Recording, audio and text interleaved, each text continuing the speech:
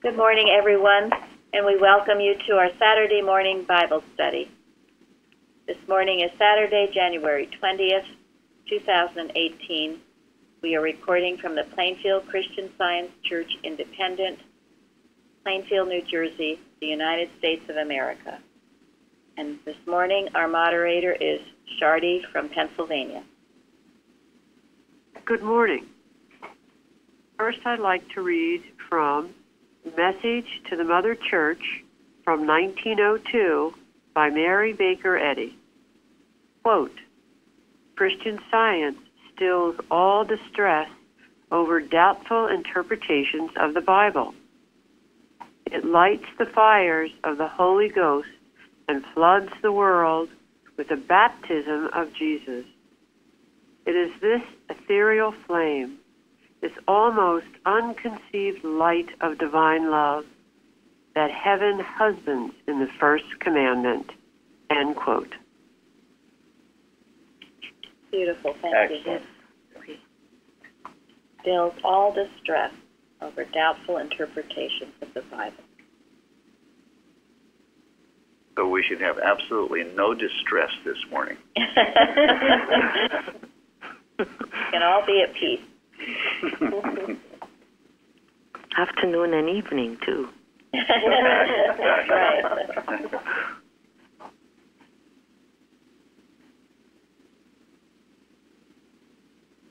Anyone else? I think the burning is here again, ethereal flame. It just crossed my thought that it's a consecration again, mentioned before.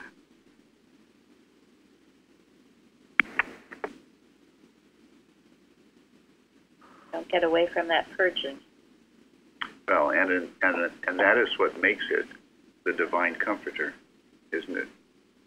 Yes. Because it gives us, well, it doesn't give us, it does burn away all error. Leaves nothing left that could be of question.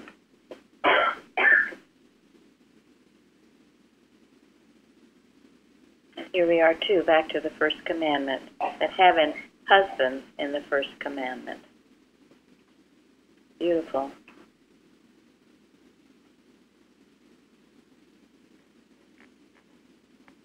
Okay. Shall we go to the first question? Yes. Number one.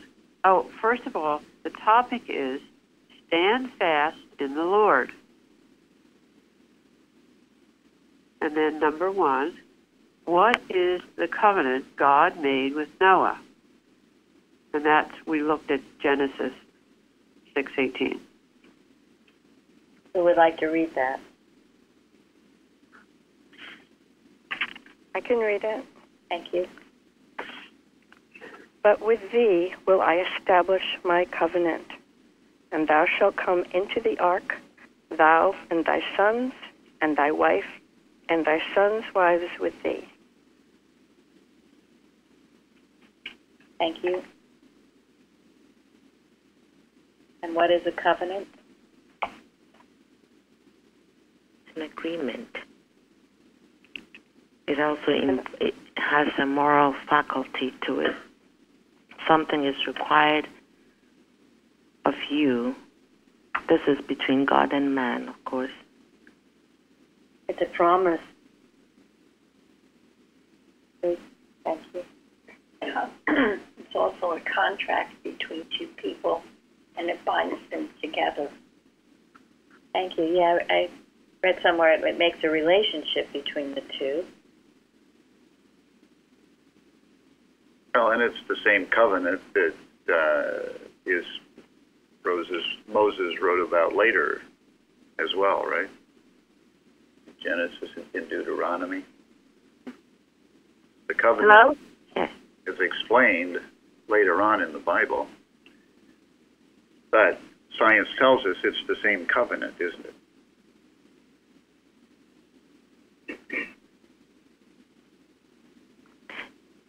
Have you made a covenant with God?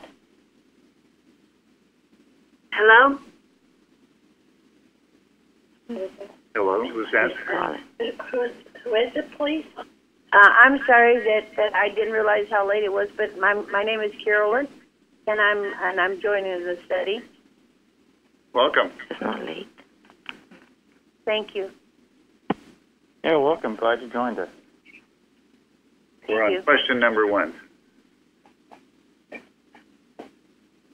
Okay. We've had on our carousel the covenant that, what was it, Adam Dickey's father made? Yeah, Nathaniel Dickey. Nathaniel Dickey, which was sort of an example. I think a covenant, I think of it as a sacred agreement.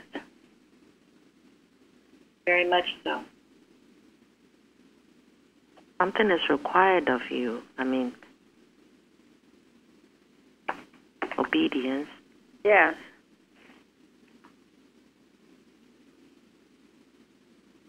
It's not to be entered into lightly, in other words. Definitely not. You wouldn't want to go back on your covenant with God.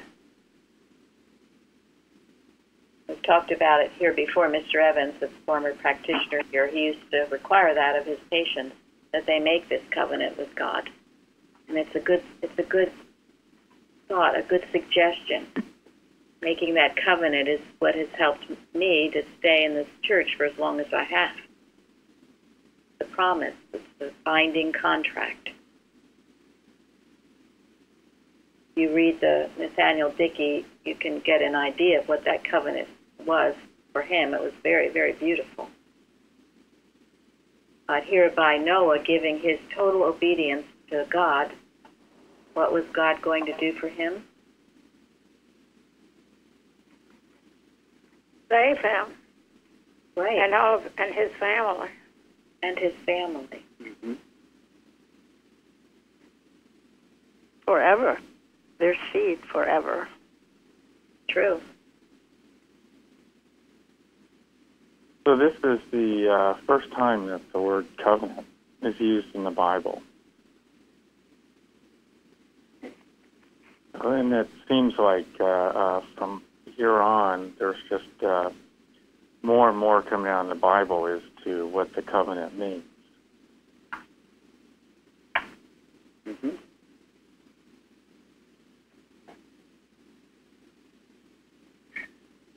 Even into the New Testament. Yeah, last week we had it about the new covenant. Our lesson. So did you want to tell us what the covenant means to you, Tom? Well, there's a couple different ways of looking at it. I mean, one is Noah and his family is going to go through something, it's hard to describe, something quite remarkable, you know. This is, to me, what God's way of saying, you know, I'm there with you through all this. Trust in me. You know, don't have any doubt. You're going to go through something that would be hard for anybody to describe if you could think about it, you know?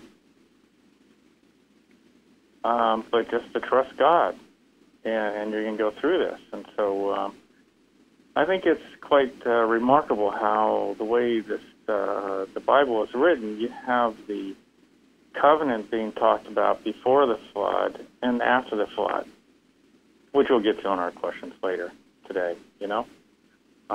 So it helps show the continuity of God's promise to his people.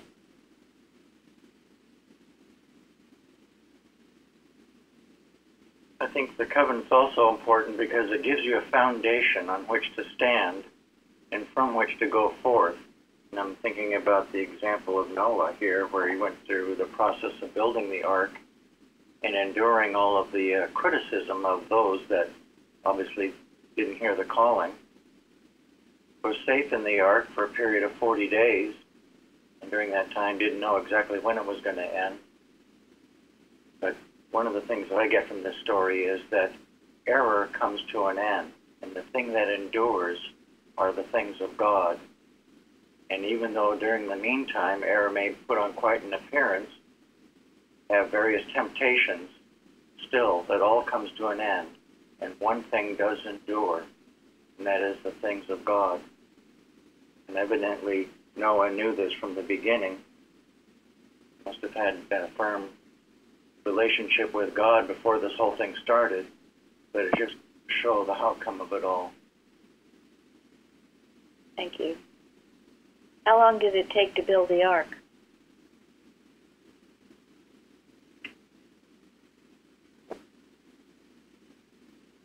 Well, I did some research, and it was 55 to 75 years, depending on when the children, the men, the boys that Noah gave, his wife gave birth to, when they married. So they figure it was. I remember the length of it was a football field and a half, and it took him quite some time. Think of that. I read it took 120 years, but I guess it was just somewhat speculation, but think of that in tenacity. Here people are mocking him, making fun of him. He's the only one who hears this voice. And he keeps for all these years. That's why and we'll talk more about it tomorrow, what Parthens wrote on the forum about people who have been able to endure, what an important quality that is. This endure to the end. That's why I love that beautiful prayer we say Saturday or Sunday morning by Mrs. Eddy, where she says, help me to endure to the end. It's not easy to maintain your course over long, not just months, years.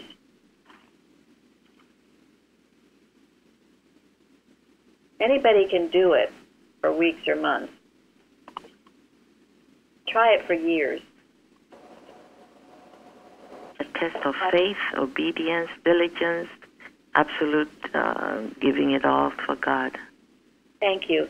And those are all characteristics of Noah, aren't they?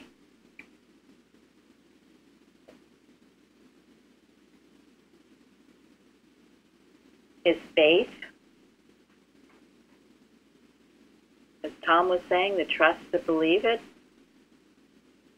His obedience, it says, to the very last detail he built this boat, right? According to God's specifications. He heard God that clearly. And what did it say about Enoch and Noah? They walked with God? Yes, they walked with God. Do you? Mr. Evans' favorite song. Does anyone remember what his favorite song is?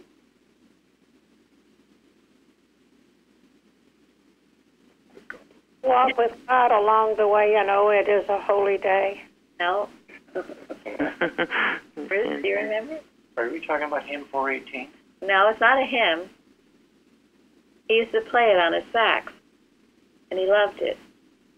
Just a closer walk with thee. Oh, yes, they're beautiful. Just a closer walk with thee. Maybe the quartet will sing that sometime. That was his favorite song. It used to make me cry any time I'd hear it, especially now that he's not here. It's a beautiful sentiment. Can you sing it, Bruce? I'll have to do this to Bruce. Yes, I could, but I don't know if you guys want to hear it. Let's sing the first. Just a closer walk with thee. Granted, Jesus is my plea. That's all I can remember right now. Okay, well, thank you. It's a beautiful song, but think about it. Are you walking with God? Now, Noah walked with God before all this happened, didn't he? Yep. He didn't just scramble at the last minute to start walking with God. He wouldn't have heard God telling him these things if he hadn't walked with God. It's a highly desirable characteristic. So, he wouldn't have had the opportunity to build the ark if he hadn't been walking with God. But like Parsons said in his post about you working and waiting, Noah didn't wait and then work. yeah.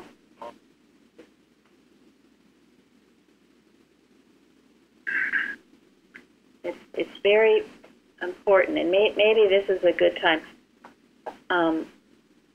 Elizabeth wrote something very important about Noah. Do you have it, Elizabeth? Can you read it? The forum. I do. Do you want me to read the whole thing? It's kind of long, but I will. No, I would. It's long, but it's okay. I just said that Noah had such faith in God that he was able to swim against the stream of corruption that was around him. It was not easy to build the ark for years and years while everyone was probably mocking what he was doing, yet he forged ahead. He was so sure of God's presence that nothing else mattered than to be obedient to him. And then I found from McLaren's expositions, I thought this was a very beautiful quote. He said, "What beauty there is in that description of the isolated man passing lonely amid his contemporaries like a stream of pure water flowing through some foul liquid and untouched by it, and yet not alone in his loneliness because he walked with God. The less he found congenial companionship on earth, the more he realized God is by his side." The remarkable phrase, used only of Enoch and of Noah, implies a closer relation than the other expression, to walk before God. Communion, the habitual occupation of mind and heart with God, the happy sense of his presence, making every wilderness and solitary place glad because of him. And then it just reminded me of what Herbert Eustace says in Christian Science, It's Clear, Correct Teaching, Noah's Resolve, that is. He said, "You must arrive at the point where it would make no difference to you if there were not another Christian Scientist in the world. You must so understand Christian Science, and its truth must be so vital to you that you would be satisfied to be the only Christian Scientist if that were necessary." That was beautiful. Thank you. So, all this week, now for the rest of your life, you ask yourself, are you having a closer walk with God? Are you aware of his presence? This is what enabled Noah to do what he did. And then also, because I hear it sometimes, are you willing to be the only Christian Scientist on earth? Some of you might feel like that in your family, where maybe they're mocking you or making fun or whatever. What should you do in situations like that? Yes, what do you do when you are the only one that are the Christian Science, not only in your family, but at work as well? Okay. What do you do? Well, you don't give up. Oh, no. Yeah, that's right. You continue. Strong in the faith. You love all the more. I mean, the Bible is full of people with that characteristic, isn't it? Elijah, Elisha, Jesus, Paul, all of the disciples. And you can plant a seed here and there. Most definitely. And the stronger your connection with God, the more you can do what he wants you to do. Obviously, you're to do something. That's why you were there as the only one. So, only one. But with God, of course. So I think that, the more firmly planted you become in your faith and trust in God's presence all the time, you do what you're supposed to do there. Thank you. It's the phrase, the Christ in me sees the Christ in them, the Christ in them sees the Christ in me, and then, it's seeing them correctly, and that don't accept that. Thank you. That's very important, Lily. Thank you.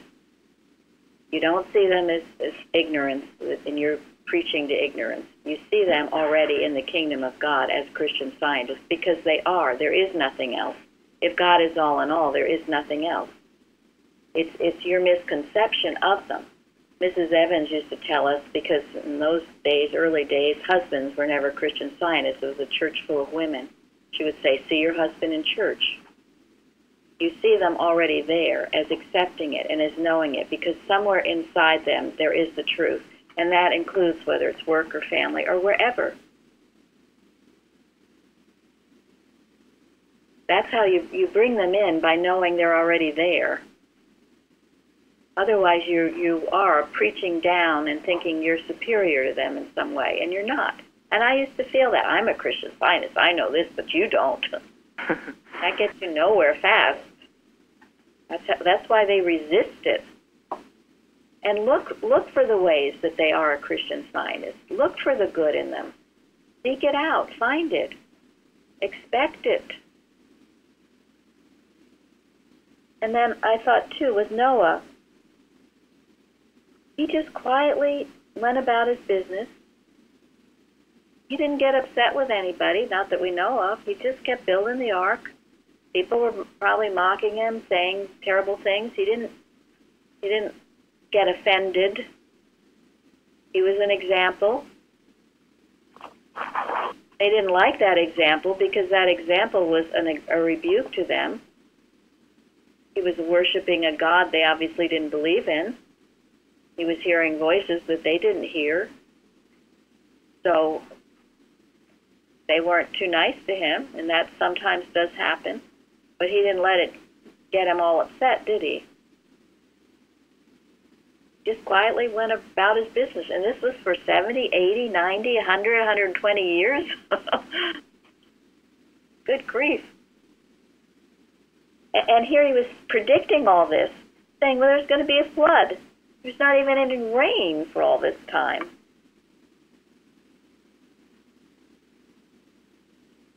A lot of moments and days to be overcoming animal magnetism. It is. Mm-hmm. Quite an example of fidelity to truth and love. Had to have been very spiritually minded, otherwise wouldn't have happened. Would never have happened. And also, he never wished them ill. He didn't say, ha, ha, ha, ha, someday I'm going to be on an ark and you're all going to drown, ha, ha, ha, ha. Sure, he never even thought such a thing. It also means a lot to me that, obeying the specifics, because he was given, this should be so many cubics or this should be so many, the specific wood, everything, a specific direction, and he obeyed it all. So that means a lot. It does, yes, yes. Obedient in every detail. We should all hear God's voice so well that we adhere to the very detail of what we are to be doing. Must have been an awesome thing to think that you're building this huge ship, in other words, and then all the mankind that could not aboard that ship, including the rest of the animals, would perish. So the sole purpose was to do what? Was to rid the earth of all those people? Well, and maybe that'll lead us to our next question. In the meantime, okay. how long did Mary Baker Eddy work to build her ark? Well, it was no. That was my question was, I'm not opposed to, because he obeyed God, and I'm not opposed to that. I was just thinking that if I was building the ark, if God had commissioned me to do that, I would really have thoughts about it as well. Of course, I would obey, but I would still have thoughts about that the only people that are going to be left are the ones that are going to go with me, and the animals, and the rest will be destroyed. And that's all I was thinking. I was just thinking, that's something to, it's a kind of an awesome thing to think that you're the only person, you and your family and whomever else are going to be left.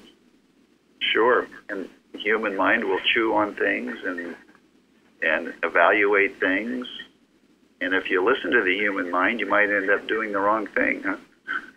Yeah, which is why Noah was given the job. Go to the next question. Go ahead. Okay. Question 2. What grieved the Lord at his heart? Genesis 5:6.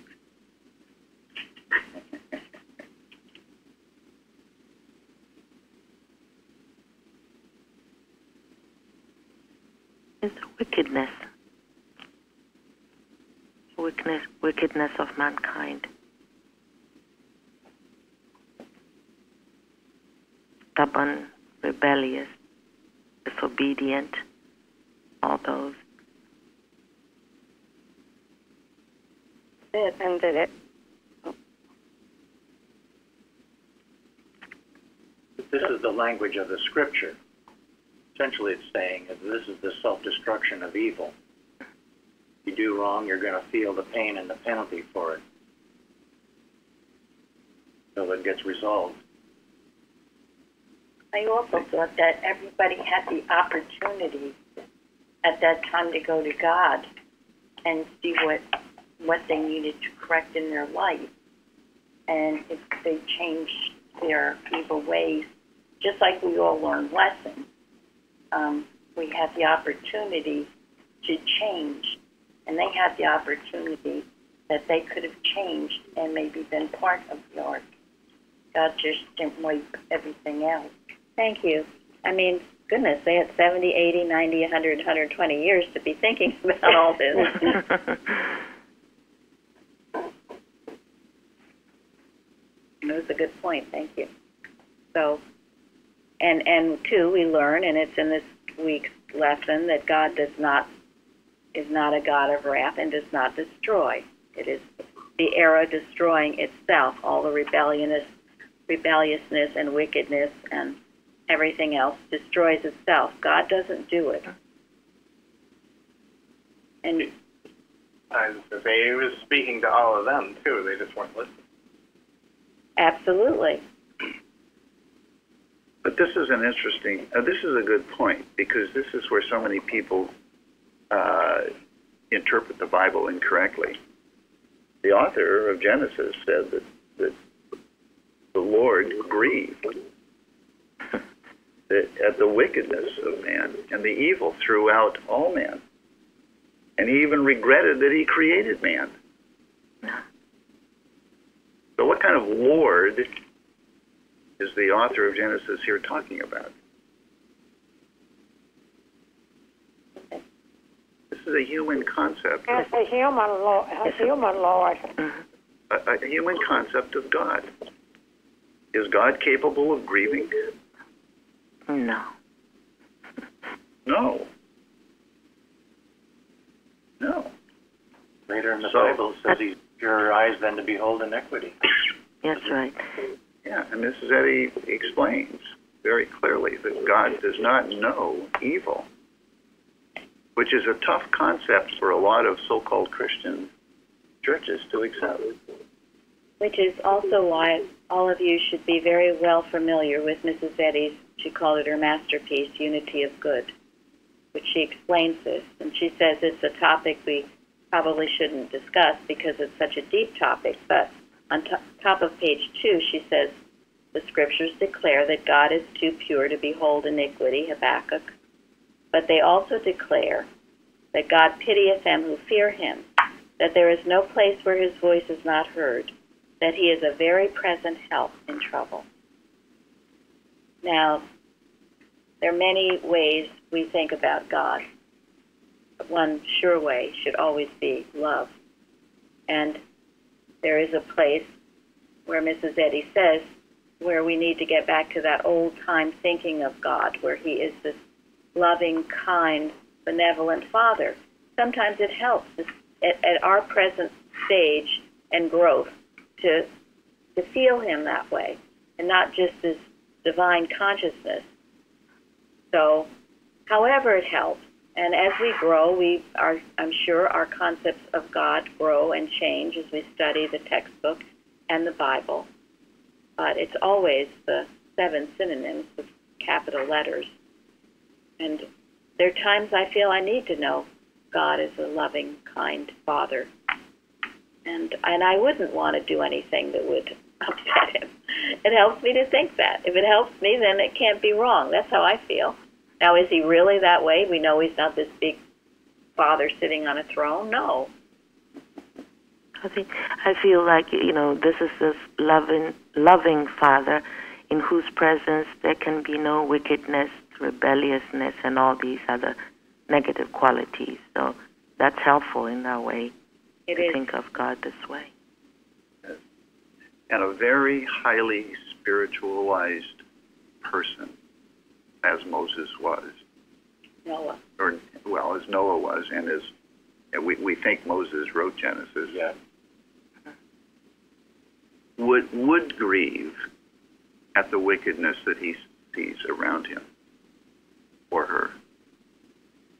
It would be grievous. To see those around you not getting it. Being their own worst enemies and suffering as a result of their own disobedience. It would grieve somebody.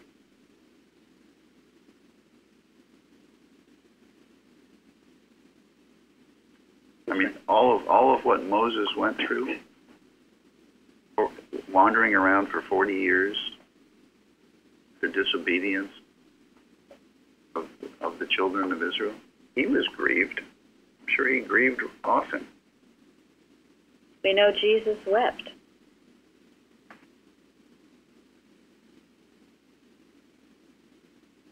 I'm sure that Mrs. Eddy at times was very...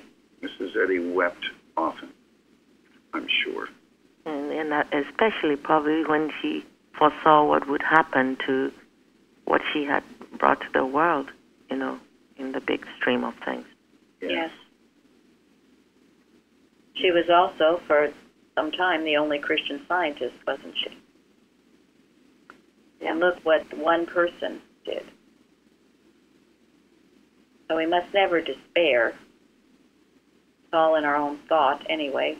We bring in the millennium, our own thinking, our own acknowledgement as the present perfection of God here and now, the New Jerusalem. Matthew Henry said, God made man noble and provided a good habitation. The change was in man, not God. Beautiful. Thank you. Perfect. Thank you. Yes. Yes. Noah's thought ascended. When Noah's thought ascended, he left the old waymarks of all this rebellious, wicked thought. Probably Moses wrote this in a language that the people that he was with at the time could identify with, because remember, these were people that were in slavery for 400 years or so before then. And even though there was a remarkable event that they were released through the Red Sea and everything, Moses still had the daunting task of lifting them above this mindset of slavery that they'd been ingrained in. That was a pretty huge task. It was.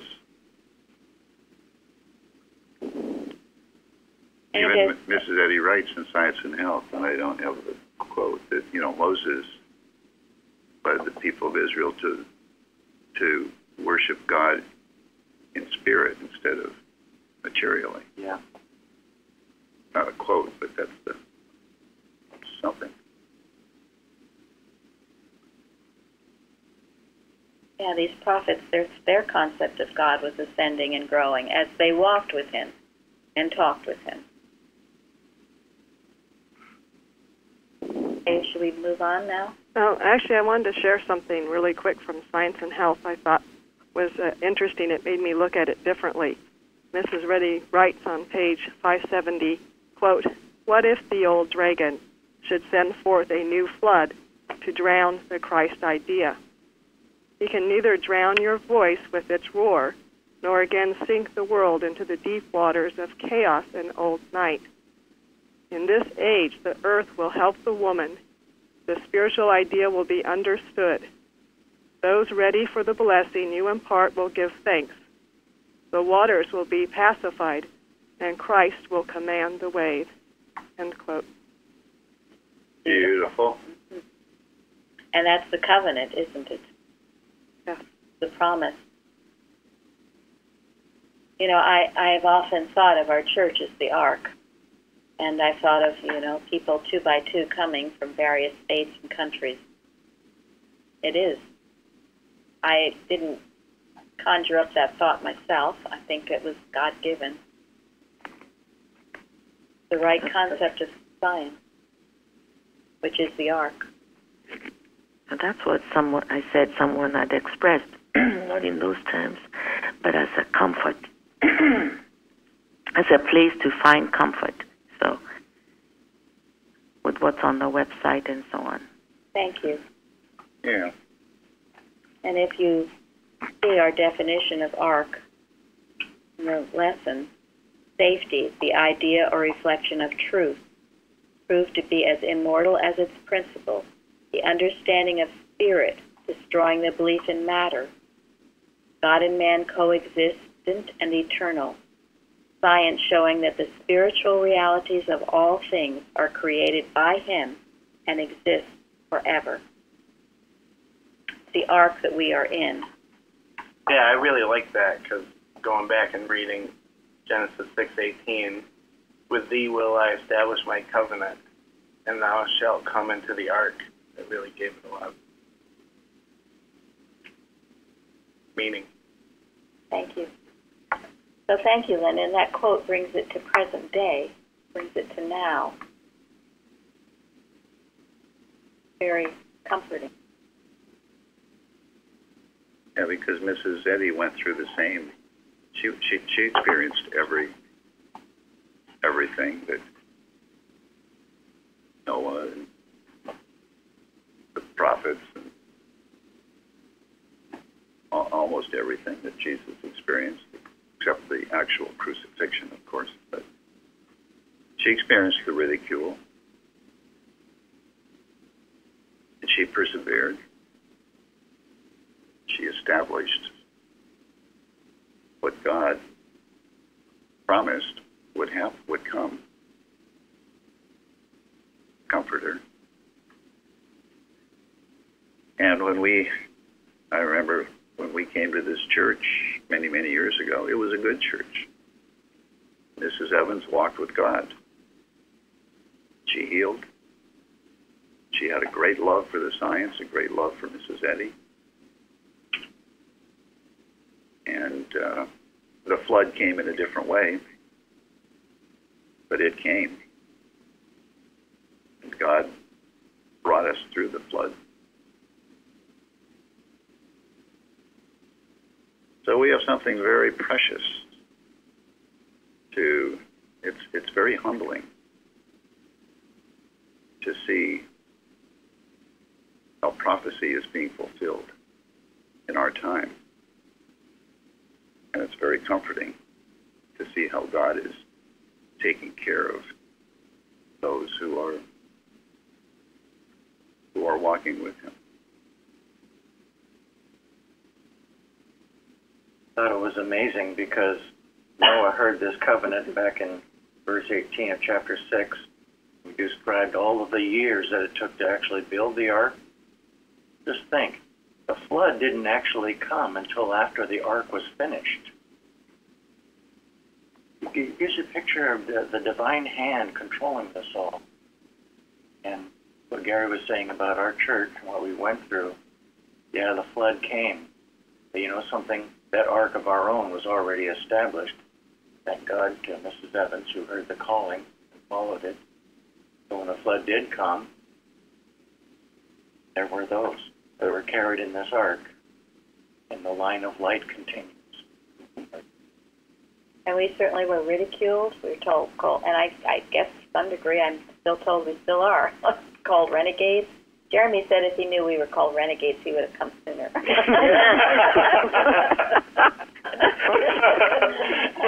Anyway, we've been called a lot of things, so that's okay. It doesn't hurt us, this word. Yes. Maybe a badge of honor. Yeah, right. In a way, a badge of honor, I guess. Well, we're supposed to learn as kids not to be concerned with peer pressure. So That's it. Mm-hmm. But I'm sure Mrs. Evans, under all of that pressure and for so long, having to bear up under that, and she was the one who it was aimed at. So, as Gary has said, it was not easy being Mrs. Evans. And I'm sure there were many times she wondered if she should turn back or change or what should be done. But she kept pressing forward. And for that, we will be forever grateful.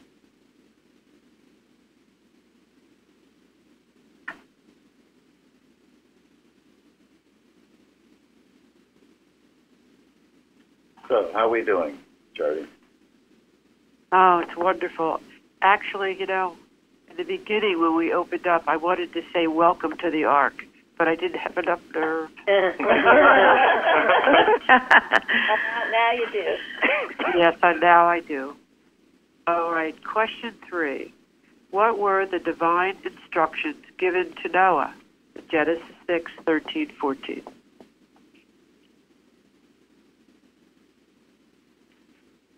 Who would read them? I'll read them. Thank you.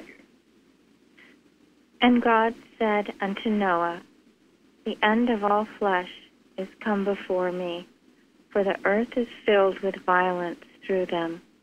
And behold, I will destroy them with the earth. Make thee an ark of gopher wood.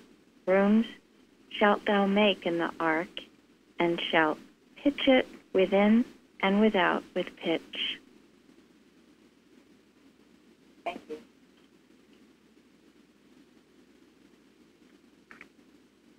Anyone want to elaborate? Well, the first instruction was to get ready for the destruction of all flesh.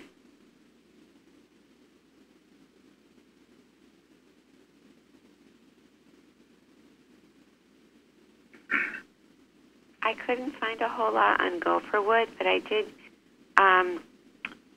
read somewhere in the Bible Hub that it was probably like a cypress wood, which was used by the Phoenicians in shipbuilding. And it was a very strong wood. Thank you.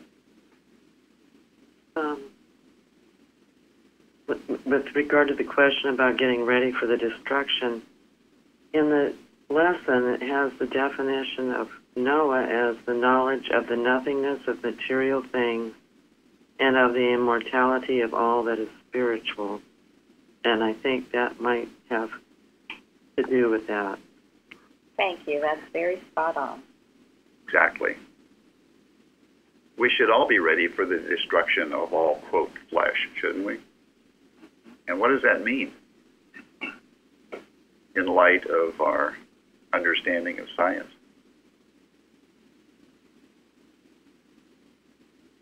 Destruction of the human mind and all of its intentions. And the belief in matter. Go ahead. And to flood your mind with love, flood tides of love destroys evil and error. Yeah. Mm-hmm. And the paraphrase. Yeah, be ready for the destruction of all fleshly beliefs, all fleshly desires. Does it mean to abuse your body and ignore it? Not take care of it? No. No, but there are some people who interpret it that way. Bad misinterpretation. Right. It's the understanding of what it all really is, what it represents. represents, body, all of that. It exists in spirit. And all the limitations of matter will fall away as our thought rises. That quote from Mrs. Eddy, if you take away all its life, substance, and intelligence, matter, you can have whatever's left of it. I also wanted to say about this pitching it within and without.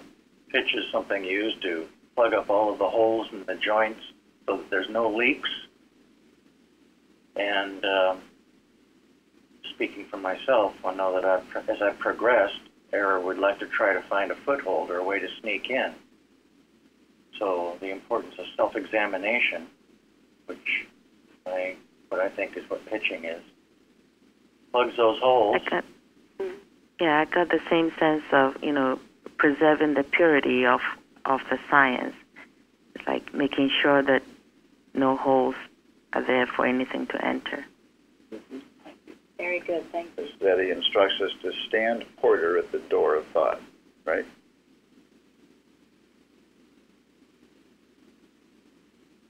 Eddie, were you trying to say something? No, I think everybody got, it's good. I also got the sense that you need a flood of water to purify as opposed to a gentle rain. I mean, there's so much air. You need the flood to really purify. That's excellent. Flush it out. Yeah. That goes along with Elizabeth read something to that effect. The flood. Yeah, this flood. It flushes it out. And that's why to be strong in this truth, you can't just have a little trickle of truth. Blood tides of truth and love. No pacify error. Yes, it flushes out the impurities. Plus the trickle doesn't test if you got all those holes. That's for sure. Thank you.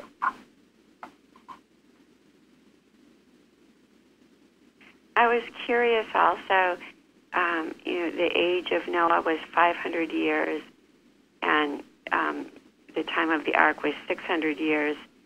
And, what a long life. He was spiritually minded. And it was thought that the human existence would only live to like 120. So, and to me, it's like, well, that's actually a blessing to know that eventually the human mind is going to be destroyed completely. And if you're spiritually minded, there's, eternal life, long life.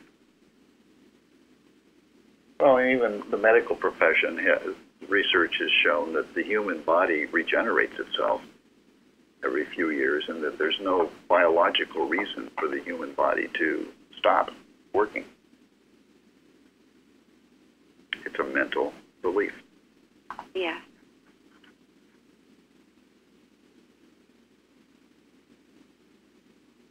Anyone else on that question? And they were divine instructions. Thank you, sir.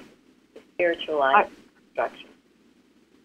Yeah, I wanted to add that the pitch, remember, that's what saved Moses also in his little basket. Yes. As a baby. Yeah. As a baby, yeah.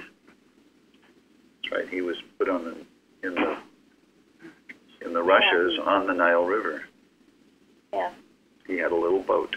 Little basket boat. That was a sweet story. The other thing like, I'm sorry, go ahead. No, I was just going to say, I feel like the modern day instructions for us is to continue to do the watches. Like when Jesus said, what he said to watch, and then Mrs. Eddy picked it up and had watches. But I don't know, I just have this sense that our instructions now to continue what Noah did with the ark is to watch. Thank you, yes. Very good. We keep going, we keep undisturbed amidst the jarring testimonies. Think of all that Noah was observing as he was building his ark, all kinds of wickedness going on. Well, we could claim the same thing if we want to. We just keep pitching away, working on our ark, not condemning anyone, not thinking ill or wishing their destruction, but just knowing this is the truth. If you want to get on this ark, it's a good idea. Go calmly on, as Noah did. And Matthew Henry said that God employed Noah to build the ark through his faith and obedience, and to teach that none are saved by Christ except those that work out their own salvation. Yeah, and I thought this was very excellent from Matthew Henry as well. He says, note, when wickedness has become general and universal, ruin is not far off. While there is a remnant of praying people in a nation, to empty the measure as it fills, judgments may be kept off a great while. But when all hands are at work to pull down the fences by sin, and none stand in the gap to make up the breach, what can be expected but an inundation of wrath? Next week, our Bible study is going to be in the remnant. But this is what it's saying. As long as there's a remnant to do this work, which was, who was mentioning? Suzanne, the watches. As long as that's going on, we can put off what would seem to be utter destruction. This is our work. And what did Abraham say about Sodom and Gomorrah? If there were 10 righteous people, the city would be saved. Yes, and Mrs. Eddy makes an interesting comment on that. A life or nation, this is a quote from an old journal by Mrs. Eddy, a life or nation is saved in proportion to the predominance within of purity, patriotism, or other right motives. And this is the inner spiritual meaning of Abraham's petition to God. If Sodom City had in it enough moral worth, it would be saved, not otherwise. You think of that. So you go, you be the example, you be the purity, you're the one that's praying and doing the watches, undisturbed amidst the jarring testimonies of the material senses. And also in Miscellany on page 162, Mrs. Eddy says, a small group of wise thinkers is better than a wilderness of dullards and stronger than the might of empires. Never doubt that. Don't ever doubt that. Because that's just what Arrow wants you to do. I don't need to do a watch. I don't need to keep going. I'm tired. I'd rather go to Disney World. Whatever. It wants to take you off this mark. That's why you make the covenant with God, to keep you on. Not just for months, but for years. Think of what Noah did.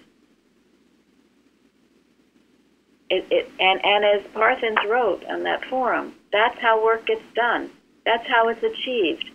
Not like the Energizer bunny that pops here and there and everywhere. Try this for a while, try that for a while. Nope, that didn't work. I don't like this. I'm going to do this. I'll do that. Or my family doesn't like that I'm here today, so I'll stay home. This, that, boom, boom, boom. Here we are. Focus. Stay the course. If you care about something besides yourself. Because in the end, that's what the bottom line is. So when I see people come and go and drift and go, I just know that, well, okay, they're more interested in themselves than in than in this work. It takes a lot of dedication and unselfishness. And everyone is capable of it if they love enough. So. And I think Mrs. Eddy uses patriotism because of the pure sense of it. It's love of one's country, the passion which aims to serve one's country either in defending it from invasion or protecting its rights and maintaining its laws and institutions in vigor and purity. Patriotism is the characteristic of a good citizen, the noblest passion that animates a man in the character of a citizen. That's Mrs. A. I know she doesn't choose anything for no reason. Careful. Thank you. Absolutely. And of course, Mrs. Eddy had great love for our nation because, as we know, it could only have been founded here. And that's just not my opinion. That happens to be factual. It took the liberty and freedom of thought. And we have every right to defend that, not just for ourselves, but for all people everywhere. Freedom. Thank God for freedom. And ultimately the freedom of the human mind. Thank you. That was a beautiful definition. I think it's misinterpreted often. Well, it is. It is misinterpreted and turned into something other than that divine interpretation of it. Thank you. So where are we? Are we ready to do the last one? Sure. Number 4. What happened after Noah built an altar? That's Genesis 8:20 and Genesis 9:1, 8, 9.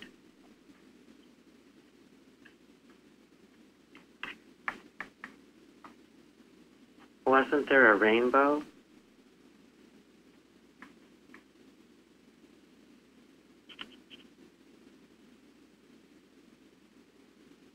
Someone want to read this?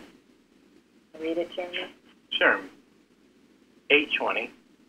And Noah builded an altar unto the Lord, and took of every clean beast and of every clean fowl, and offered burnt offerings on the altar.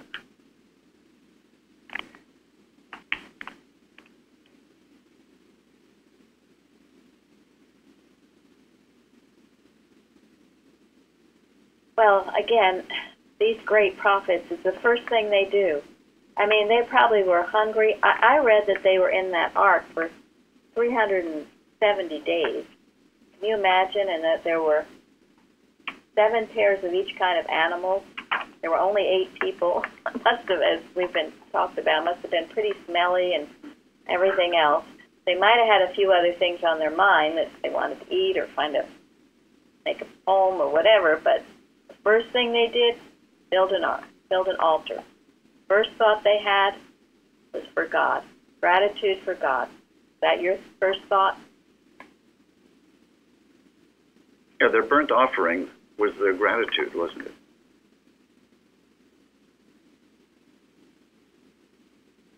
And wasn't it their covenant to promise, to be spiritually minded and their covenant with God, to give of themselves and their life to God? Obedience to God. The covenant is God. God's promise is, if you follow me and obey me, I'll take care of you. And they were grateful for that. I think sometimes we all do this after we've had a healing from something so terrible. Then we commit, but then sometimes we fall again along the way. But is that you really have come now with your heart to just follow no matter what? Yes, right. That prayer. Oh, dear Lord, if you'll only heal me of this, I will obey you for the rest of my life. If my marriage is only saved, I will be so grateful. If whatever you've been praying for, and I'll serve you for the rest of my life, then you get it, and whoops, right back. You go right back. What happened when Jesus healed the 10 lepers? Only one came back. Yeah. One came back. What happened to the other 9? They were went to play. They weren't great. Yeah, they were grateful, and they got out their golf clubs and had 18 holes of golf. And also, they were healed, but only the one that came back was made whole. Thank you. Thank you. That's good. Yeah, Very good point. And when you're just that superficial healing and you haven't truly been made whole, once you're made whole, you can't go back. You cannot go back. There's something in you that just knows you can't go back. It's just the superficial healing where you think you can go back. And you'll find out you might be able to go back for a while, but sooner or later, all those things that once troubled you, they'll come back in spades. I think there's something in the lesson this week that kind of touches on it, that the little understanding doesn't do it, and that is a greater understanding that brings it all together. That's why Mrs. Eddy asks the question, are we really grateful for the good already received? She's reminding us that we can't forget our blessings, and then reminds us again that when we do that, we'll have more, and we'll receive so much more for it. Thank you. But sometimes it's years of not seeing much happening, as in the case of Noah. But he never wavered. And we'll have people that blow this whole story off and say it's not true. But isn't it true they have found the ark? Anyway, we know it is true. It rings true. It's a spiritual, divine story that we can apply to ourselves today. There's something about it that's true. Found the ark, but they didn't figure out how to get inside it. Oh, yeah? No, I mean...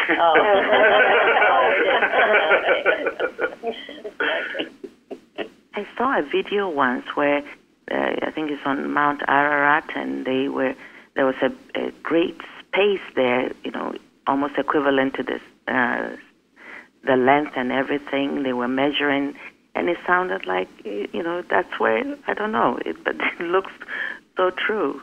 Yeah. The measurements were the same and everything. The substance of the wood and all this, they were doing all these scientific analysis of it. So. Yep. Well, it wouldn't have been. It wouldn't be in Genesis, and it wouldn't have been protected and rewritten for thousands of years if there weren't some truth to it. Yeah, and think of all the lessons that we've gained from today by going into it. And remember, when you have had your healing, the first thing to do is thank God. Get to church on Wednesday. Thank God. Share it with others. Don't forget that. Lord, the human mind, that's wonderful at forgetting everything. Mm-hmm. And doubting. And doubting. Questioning. But I think this idea of being made whole, I think, goes back to the destruction of all flesh. You become whole when you realize the material world doesn't have anything good in it for you. That's when you're made whole. When you're willing to just realize that all of what the material world holds out for you, promises you, it's all false. There's nothing good in it. Only God is all. God alone is good. People aren't good. Things aren't good. God alone is good. So if you find something good, we're not in matter. No, and everything good that you have is of God. Yeah, and it's permanent if you know it, if you know that.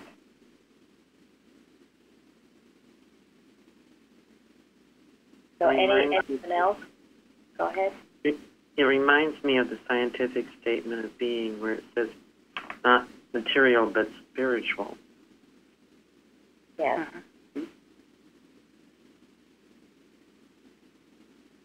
And after he built the altar, God repeated his covenant with Noah and his children. And it was interesting, too, because he said that it was, thou shalt be saved and thy house. What does that mean?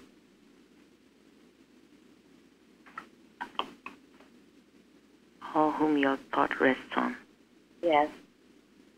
In doing this work, I remember once having an argument with someone about this, but in doing this work, when you're faithfully working, your family, those you love, there's a protection there for them. There is. Everyone, it's true, everyone does have to earn it, but you're giving those you love a great blessing. And I do believe it's in the Bible enough times that I have to believe it to be true. Plus, I've observed it to be true. It is true. I've had. Thank you. Any whole world too. The whole world is helped. Absolutely. Right. The whole world is helped. There's no thought, no good thought that goes to waste. The whole world is purified by your one. Absolutely. How could it be otherwise?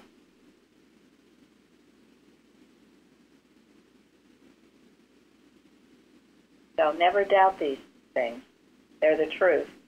And if no one ever doubted, we sure have no reason to doubt. So thank you, Shardy. Yeah, thank you. Thank you very much. Thank you for joining us. Shardy. Thank you. Thank you. Thank you.